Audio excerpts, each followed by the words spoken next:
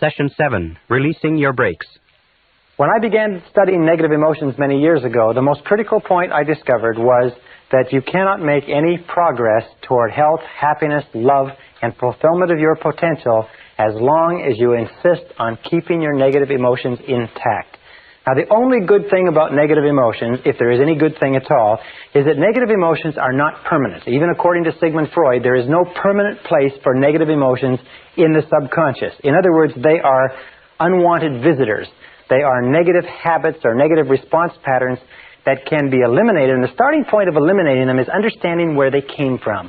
Understanding what were the causative factors going back to early childhood that have triggered the development of negative emotions and have given us as adults a propensity to be negative in one way or another. That takes us to early childhood conditioning.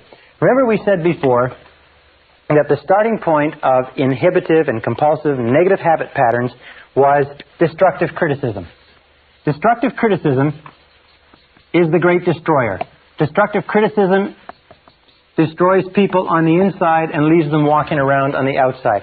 More personalities have been undermined and destroyed. More self-esteem has been cast aside as a result of destructive criticism than anything else that we can possibly imagine.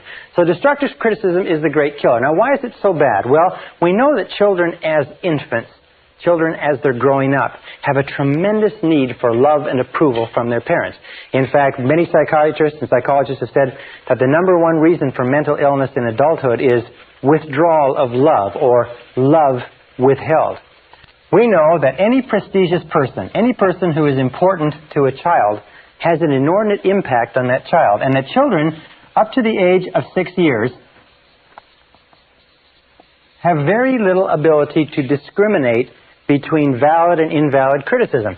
What this means is that anything that a parent or an older sibling or an older relative, anything that a prestigious person or important person says to a child is accepted as true.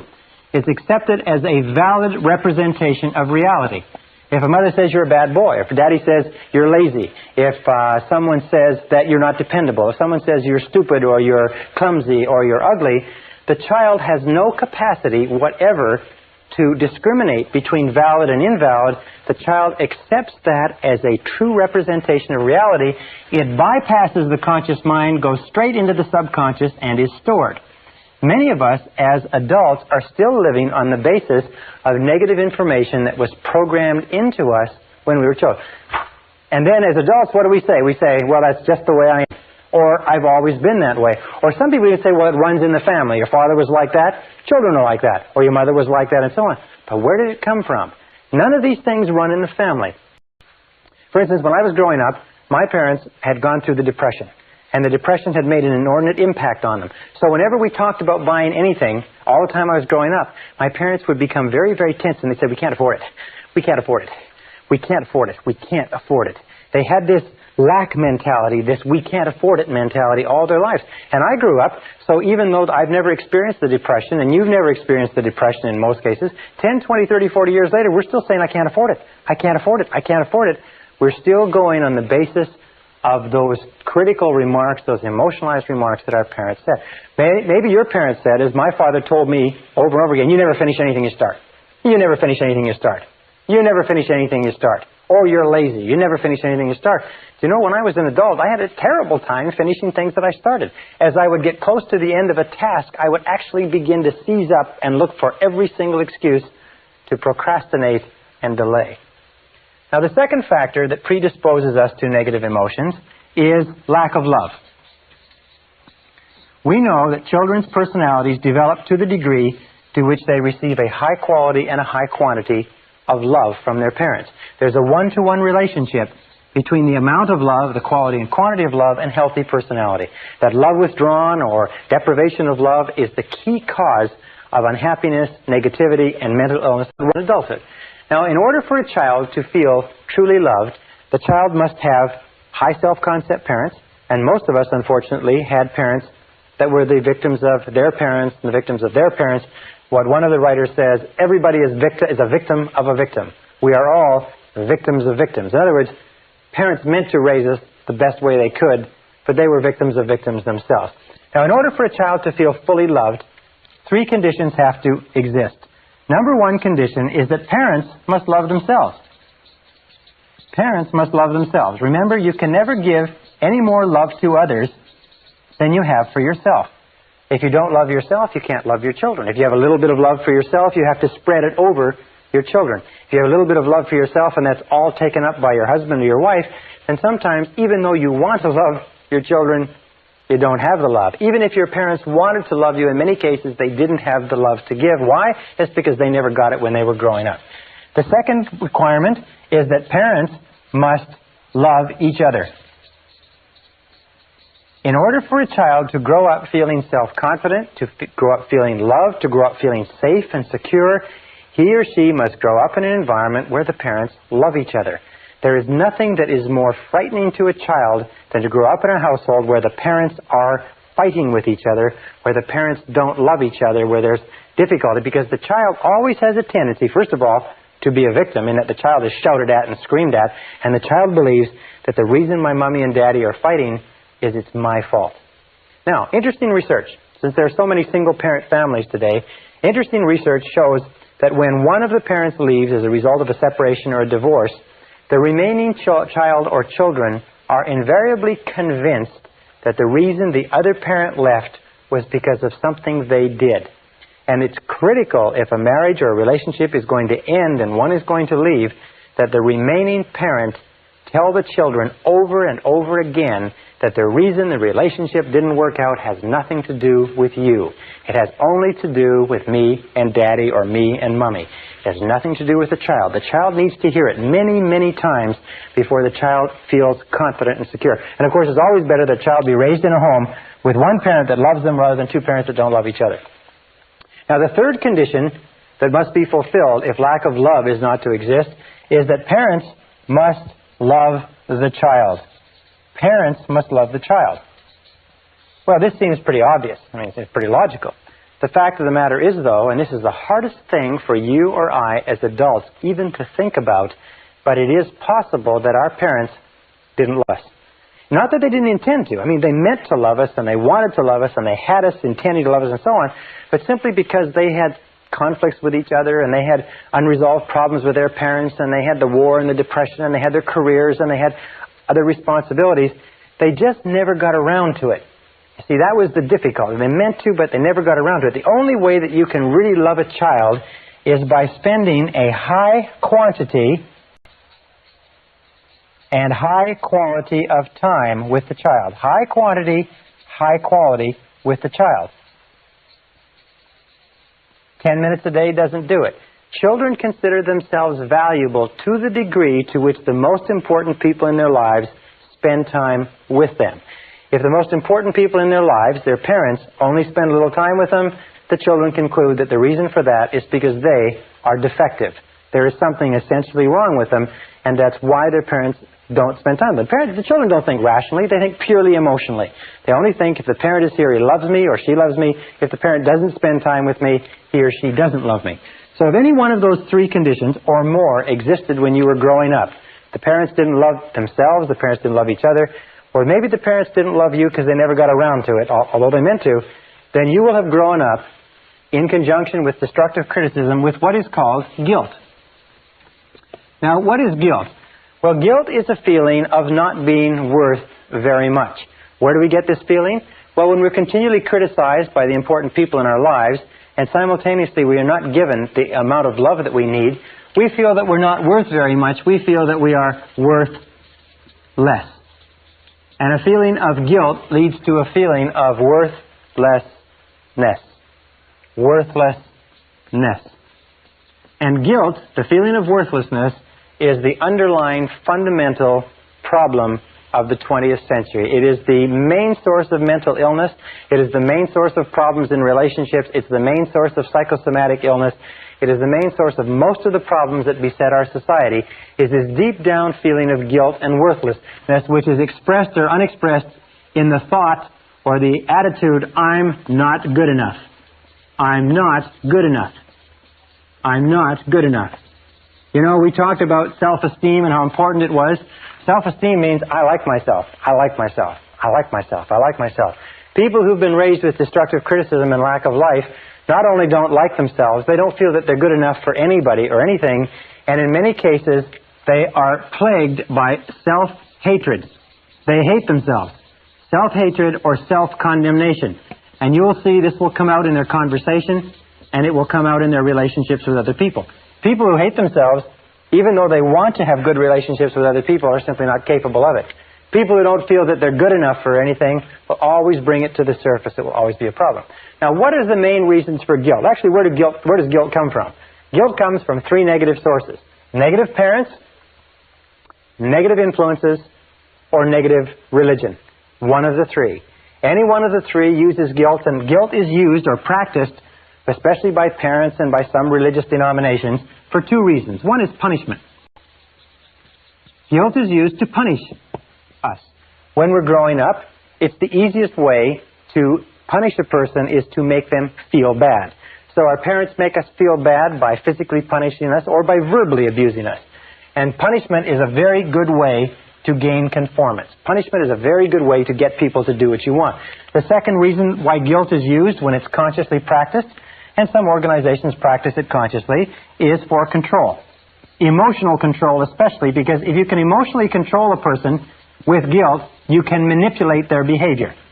And there are many organizations that use guilt as a tool of control and manipulation. If you can control people strongly enough, especially emotionally, you can get their money, you can get their time, you can get their commitment, you can demand their resources, and so on.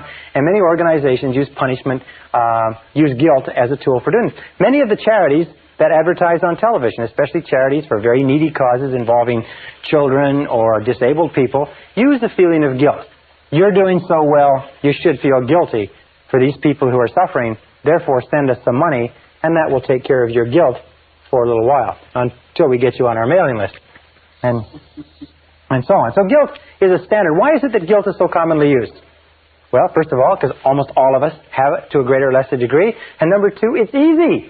Guilt is the easiest. Why do our parents use guilt on us? Why do our mothers use guilt on us? Because a mother can control us with guilt across a crowded room. She can control us over 1,000 miles of telephone line. Parents can use guilt on their children because their parents use guilt on them, when their parents use guilt on them, because it's the easiest. There's no physical effort. You can do it with a look, a glance, and a word. And people always do the easiest thing, as you know. So be alert to it. Now, if you've been brought up in an environment where you've been made to feel guilty, and almost all of us have, you must understand that guilt is like a cesspool of negative emotional bacteria that sits at the core or the root of your psyche or your subconscious, and it springs forth all other negative emotions: anger, hatred, envy, resentment, frustration, and doubt and fear, and so on and so forth. It controls, it creates them all. And the way to really, really get rid of that core is to excise it and cut it out completely. So that's what we're going to do in the rest of this session. First of all, how can you tell if you have been brought up with feelings of guilt? All right, we'll call this the adult manifestations of guilt. Adult manifestations of guilt. You can tell, and you can just test yourself, how many of these do you have? Number one, adult manifestation of guilt, is you have feelings of inferiority.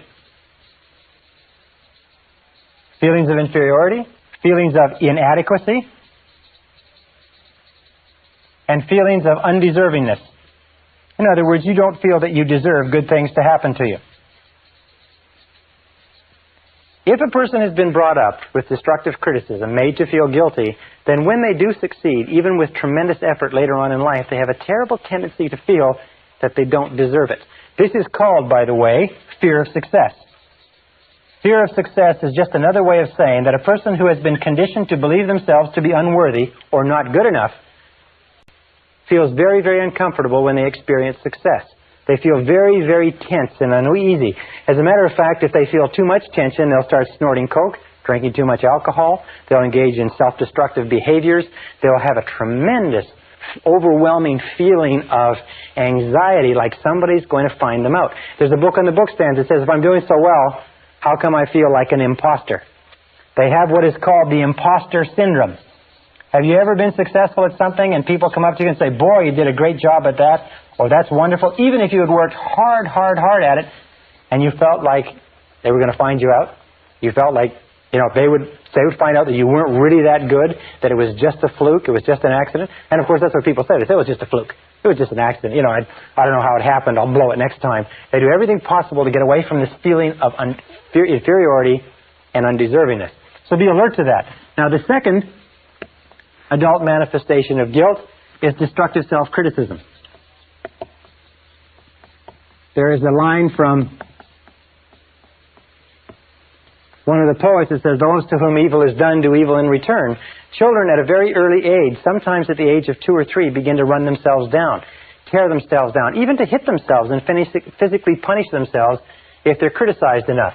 They're always saying the equivalent of, "I'm not good enough," or "I'm not very good," and they punish themselves. So destructive self-criticism is a real symptom of an underlying feeling of guilt and inadequacy. Number 3 is easily manipulated by guilt.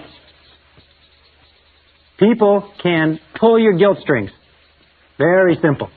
As a matter of fact, we find that there are 2 types of people in the world. There's guilt throwers and there's guilt catchers. And these people are invariably attracted to each other. And of course, the guilt thrower is the person who identified with a parent who threw the guilt. The guilt catcher is the person who identified with a parent who caught the guilt. But the guilt throwers and the guilt catchers then get together. They balance nicely. They settle down. They raise new generations of little guilt throwers and guilt catchers. But you can tell that you're easily manipulated by guilt because you've been conditioned to be responded to. Your boss can pull your guilt string. A person on a bus can pull your guilt string. The airline flight attendant can pull your guilt string. Be very, very alert to this.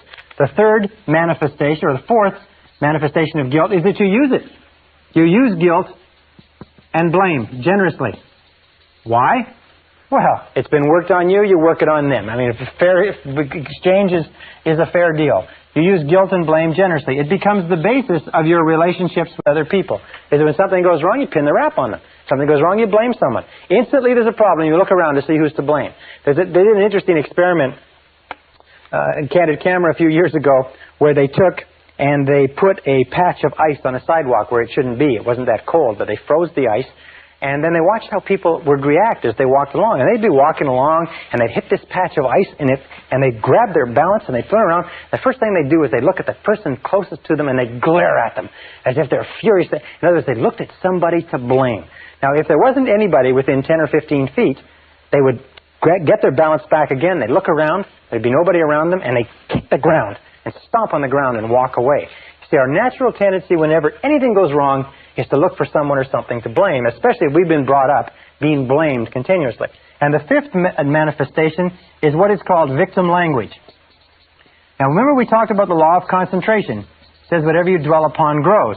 It also says that if you use victim language, you keep the guilt alive. You reinforce it, you build it, you grow it, you fertilize it. Victim language is language like I can't, I can't, I can't. Whenever you say I can't, I can't, I can't, you're sending a message to the subconscious mind. The subconscious mind picks up that you are helpless, that you're not in control, that you're a victim. And so when you actually come to want to do something, the subconscious mind just feeds back your own command and says, you can't, you can't. The second thing is you say, I have to, I have to. Again, I have no control, I'm not in charge.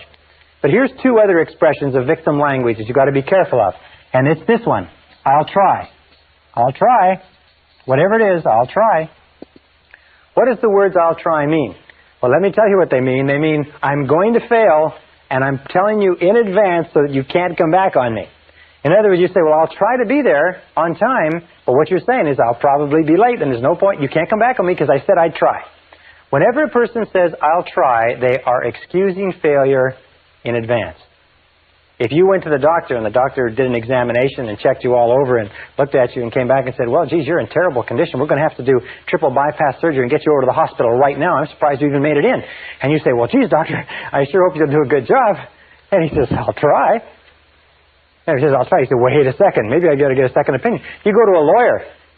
You're charged with something. You go to a lawyer and you present your case to the lawyer and say, look, will you defend me? He says, I'll try. What is he saying? He's saying, look, I've looked at the case, and from what I see, there's not much hope, but I'll take it on anyway. I'll try. And they're the ones that try to get you to pay in advance, too. Another set of words that you mustn't use. By the way, with regard to I'll try, what you do is you say, I'll do it or I won't do it, not I'll try. If ever, in our business, we run a very, very active business.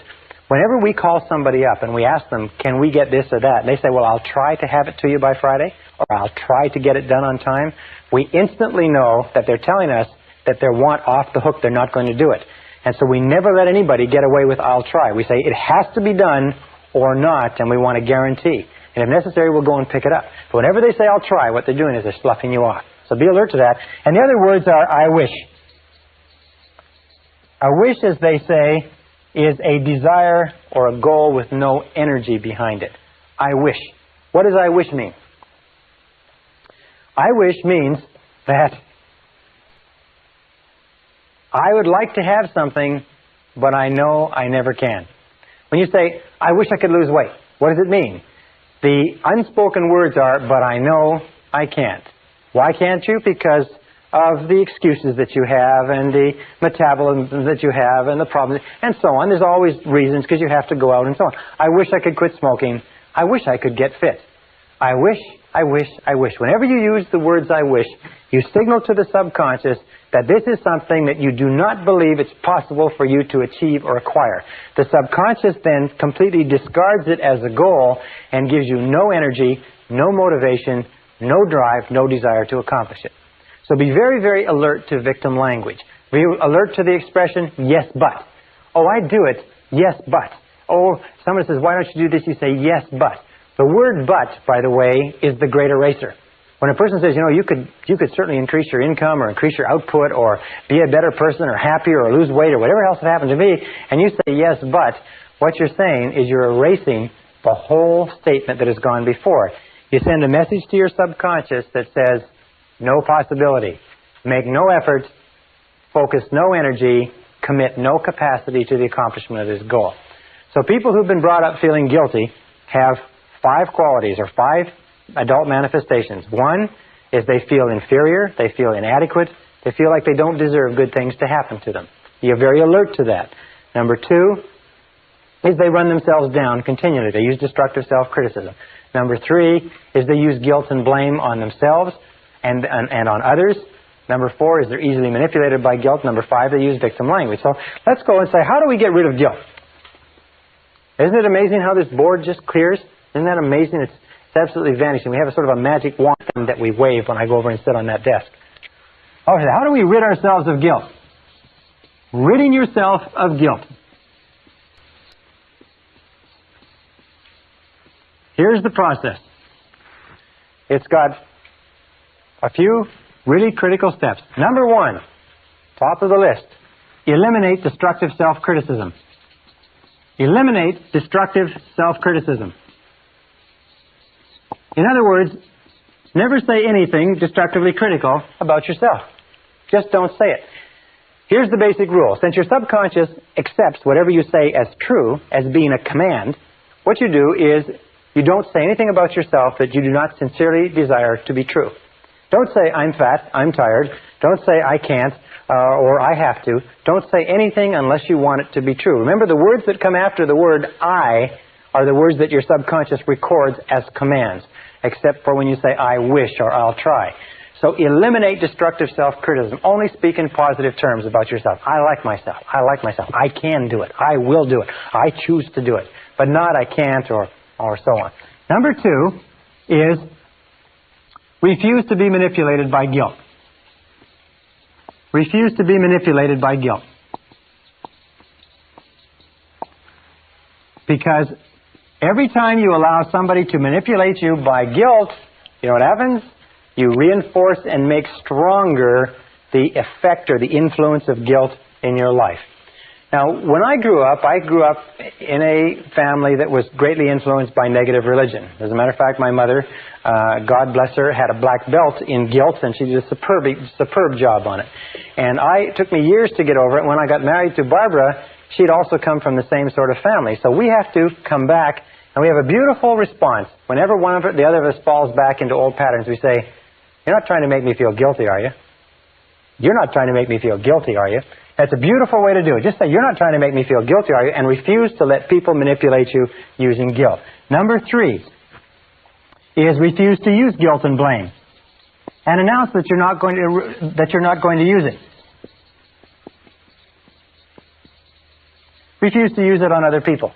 And let your children and let your spouse say the same thing. You're not trying to make me feel guilty, are you? And just keep repeating it over and over again. And say, well, and sometimes they say, yes, I am. You say, well, it's not going to work.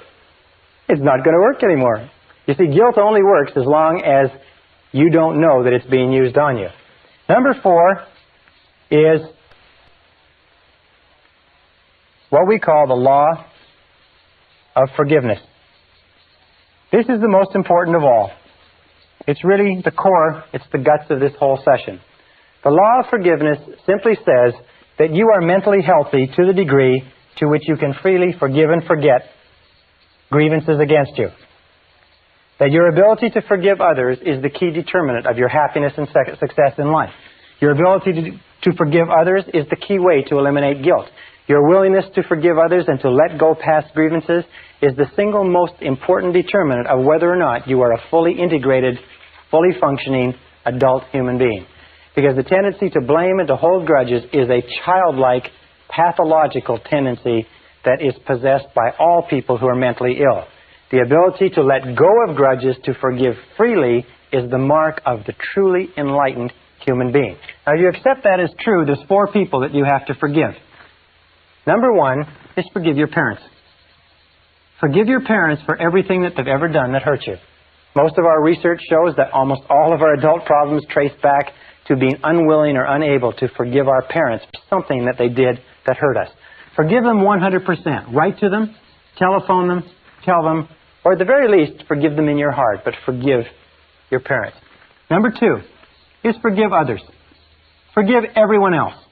Forgive everyone who has ever hurt you in any way for anything. Just let it go. Now, some people say, well, I can't forgive that person because what a terrible thing they did to me. Remember this, that forgiveness is perfectly selfish. Forgiveness has nothing whatever to do with the other person. It has only to do with your peace of mind and with your assuring your own mental integrity. Number 3, forgive yourself. Forgive yourself for every wicked, senseless, brainless, foolish, stupid thing you ever did. Because every single person has done wicked, senseless, brainless, foolish, ridiculous things. But forgive yourself 100%. And finally, the last part of this is if you have done something to hurt someone else, go and apologize. It's amazing how many lives are ruined year after year by people who do not have the intestinal fortitude, the guts, the courage to go and say, I'm sorry. One of the most important things in life is to develop character. We develop character to the degree to which we do things which are hard for us, to the degree to which we do things which we know are right, even though they're difficult, and especially when they're difficult emotionally. And the key to getting rid of guilt, the key to being a totally, fully functioning person, is to forgive others. Forgive people that you've been in relationships with. Forgive previous employers. Forgive friends who've hurt you. Forgive investments that went wrong. Forgive bosses that fired you. Forgive your parents. Forgive everybody. Develop an attitude toward life that you refuse to hold a grudge against anybody. Just repeat over and over again, I forgive him or her for everything. I forgive him or her for everything. I forgive them for everything. And let it go. The key to freeing yourself from negative emotions is to absolutely refuse to carry any negativity forward. Remember, it's a perfectly selfish act. You can be as selfish as you want. The act of forgiveness frees you and liberates the other person and guarantees that you will move rapidly toward the fulfillment of your potential.